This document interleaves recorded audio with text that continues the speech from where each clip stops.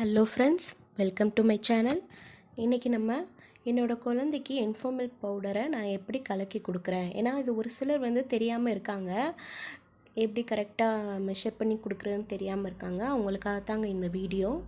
இந்த பாட்டில் நாங்கள் மெஷர் பண்ணுறதுக்காகவே வச்சுருக்கோம். பாருங்கள், 120 ml ஆஃப் வாட்டர் எடுத்திருக்கோம். 30 ml ஆஃப் வாட்டருக்கு 1 ஸ்கூப் ஆட் பண்ணணும் பவுடர். நான் மேக்ஸிமம் எப்போயுமே 120 ml கொடுப்பேன். அப்போ 4 ஸ்கூப்ஸ் எடுத்து கொடுப்பேன். ஒரு நேரத்துக்கு இந்த அளவு அவனுக்கு கரெக்டாக இருக்கும். பாருங்கள், 120 mlக்கு ஃபஸ்ட்டு 1, இது ஃபார் 30 ml. அதுக்கப்புறம் இந்த ஸ்கூப் அடுத்து 60 mlக்கு,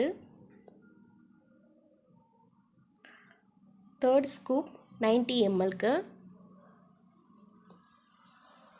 இது ஃபோர்த்து 120 ml.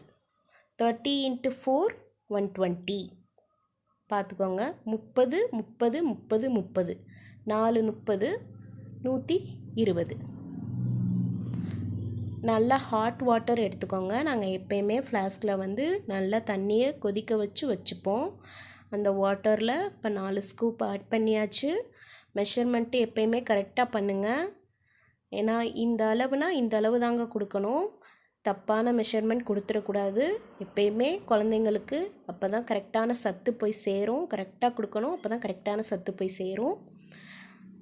அதனால் நம்ம நிறைய பால் பவுடர் போட்டு கம்மியாக தண்ணி கொடுக்குறதாலையோ, இல்லை கம்மியான தண்ணிக்கு நிறைய பால் பவுட்ரு போடுறதுனாலையோ, இல்லை நிறைய தண்ணிக்கு கம்மியான பால் பவுடர் போடுறதுனாலையோ நிறைய பக்க விளைவுகள் குழந்தைங்களுக்கு ஏற்படும். ஸோ அப்படி பண்ணாதீங்க. தேங்க்யூ.